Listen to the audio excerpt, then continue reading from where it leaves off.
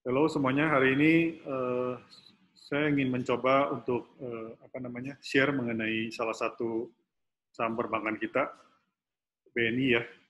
BNI merupakan bank bank yang termasuk 4 bank terbesar. Jadi rekomendasi kita untuk BNI saat ini masih tetap buy, tapi target price saya turunkan menjadi 7.200. Itu berarti diperdagangkan pada satu kali price book value proyeksi tahun 2020 ya.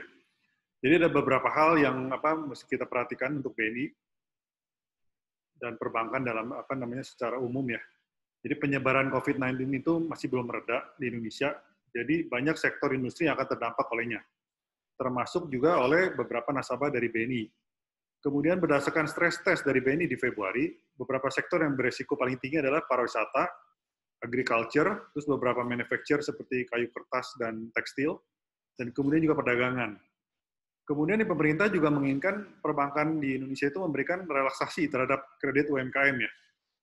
Nah saat ini penurunan harga saham BNI itu sudah lebih tinggi dari 50%, sehingga membuat valuasi BNI itu menjadi menarik, karena hanya diperdagangkan pada sekitar 0,5 kali dari price book value 2020. Itu sebabnya mengapa walaupun kita target price turunkan, tapi rekomendasi kita tetap buy. Nah kalau kita lihat per sektor, di sektor hotel pariwisata itu 14,5% dari total kredit di sektor pariwisata itu hotel dan pariwisata kemungkinan bisa terkena dampak COVID-19 gitu ya. Nah, total kontribusi dari sektor ini sebetulnya hanya sekitar 3,6% dari total kredit, yaitu sekitar 19,9 triliun, di mana 36% itu dari hotel dan restoran, dan 52,5% dari sektor dari transportasi. Nah, untuk transportasi ini untuk segmen korporasinya semua dari subsektor penerbangan ya. Jadi diperkirakan BNI itu mungkin kena efek itu dari 2 debitur penerbangan. Salah satunya itu sudah menjadi downgrade menjadi SML di 4Q19. Tapi yang satu lagi kemungkinan juga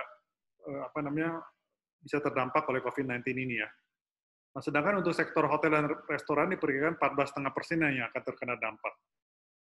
Kemudian kalau kita lihat sektor CPO, ini juga merupakan salah satu sektor yang dalam portfolio BNI yang cukup tinggi. Jadi 10% dari kredit BNI itu untuk posisi Februari ya, itu sekitar 60,6 triliun itu berada di sektor CPO.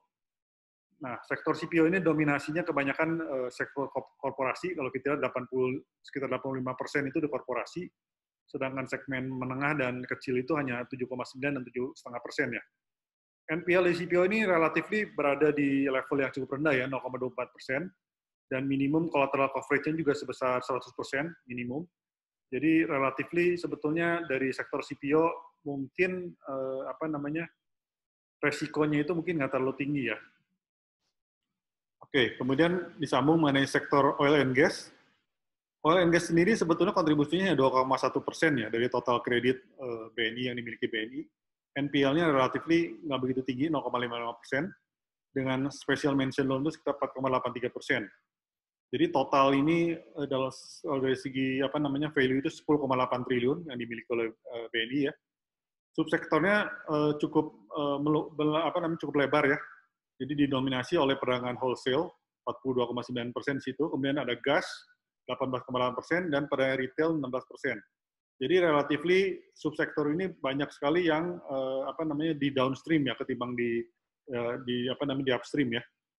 Secara keseluruhan segmen korporasi mencakup 45,1% dari total kredit di sektor oil and gas. Jadi kalau misalnya harga minyak diperkirakan berada di sekitar $20 sampai $30 per barrel, maka potensi penambahan NPL itu bisa naik sekitar 0,16 sampai 0,18% ya. Tapi kalau misalnya harga minyaknya tertekan, mungkin NPL-nya itu mungkin bisa bertambah ya di atas ini ya. Nah, kemudian sektor coal. Untuk sektor coal ternyata exposure BNI itu relatif minim ya. Jadi tidak mencapai 1%, kurang dari 1% dari total portfolio kredit. Total itu sekitar 4,8 triliun. NPL-nya dapat dibilang masih rendah saat ini.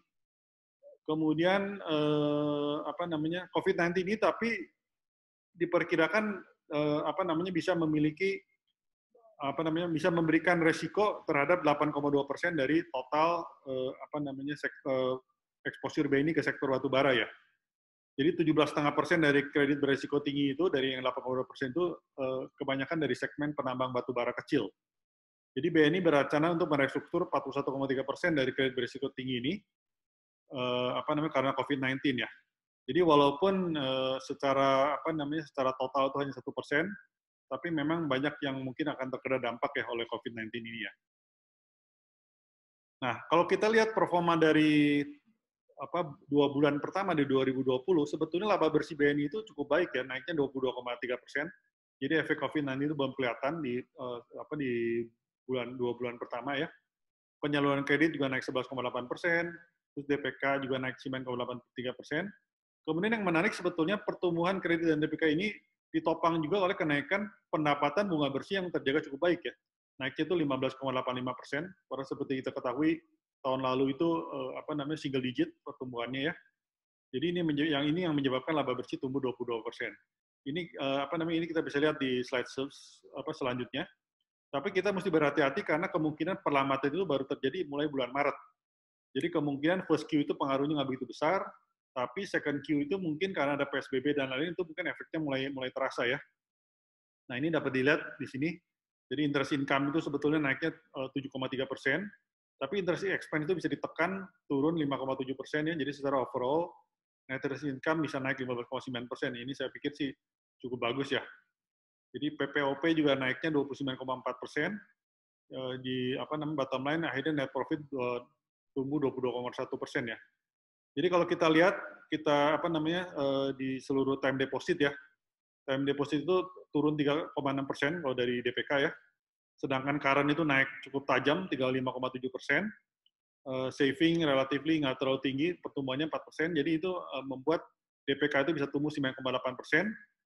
Akibatnya apa namanya kasanya tuh naik sekarang. Kasanya BNI itu dari 60% dibanding apa di Tuman 19 itu jadi 65% ya, kira-kira sekitar 65% di 2 bulan pertama ini ya. Jadi LDR sedikit naik, tapi kasa relatif cukup baik ya, ada peningkatan ya. Jadi Tuman ini relatif BNI cukup bagus. Kalau saya apa namanya kalau saya lihat sih mungkin paling bagus ya di antara 4 bank besar ya untuk 2 bulan pertama ya. Nah, karena adanya COVID-19 ini, saya mencoba untuk merubah forecast ya. Jadi mungkin kita sebelumnya lebih optimis karena apa namanya belum ada terjadi COVID-19, tapi karena adanya restrukturisasi yang diperkirakan akan meningkat, juga NPL yang mungkin juga akan naik.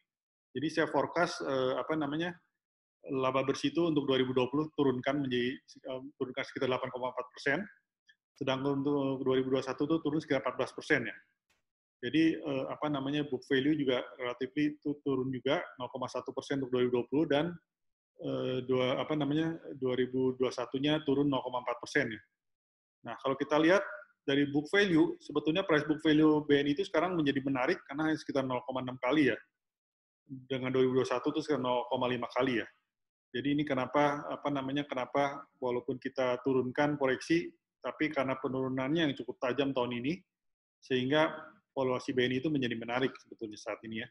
Ini kita bisa lihat dari pergerakan harga saham BNI selama sekitar 1 tahun terakhir ya. Harga tertinggi itu sekitar di atas 10.000 ya, 10.200-an. Tapi sekarang turun sampai di bawah 4.000. Di grafik ini mungkin masih 4.020. Hari ini sekitar 3.700-an ya. Jadi ini memang penurunannya cukup tajam. Dan kalau kita lihat secara statistik, price earning band-nya kita bikin, price book value ya. Price book value-nya BNI itu kita susun selama 10 tahun terakhir, posisinya itu sekarang berada di minus 3 standar deviasi. Jadi secara umum, secara rata-rata itu BNI itu biasa diperdagangkan pada 1,4 kali price book value, namun saat ini sekitar 0,5 sampai 0,6 kali. Jadi itu secara statistik itu kemungkinan turunnya itu mungkin relatif sudah terbatas ya. Jadi itu yang membuat valuasi BNI itu sangat menarik saat ini ya. Nah, ini kita lihat proyeksi dan valuasinya tahun ini, EPS growth mungkin negatifnya tuh mungkin EPS growth nggak terlalu tinggi ya. Proyeksi saya itu sekitar 1,2% saja tahun ini, tapi tahun depan itu mungkin bisa tumbuh 8% ya. Jadi dengan segala macam efek dari COVID-19 ini mungkin valuasi BNI ini sekarang sudah menarik ya. apa namanya secara valuasi, tapi memang masih ada tekanan terhadap industri perbankan secara umum ya. Itu yang membuat harga saham BNI itu tertekan saat ini ya. Tapi apa namanya sekali lagi mungkin valuasinya saat ini cukup menarik ya kalau menurut saya ya. Jadi untuk investasi jangka menengah maupun jangka panjang saat ini juga sudah menjadi level yang cukup menarik ya untuk BNI ya. Mungkin itu saja dari saya. Terima kasih.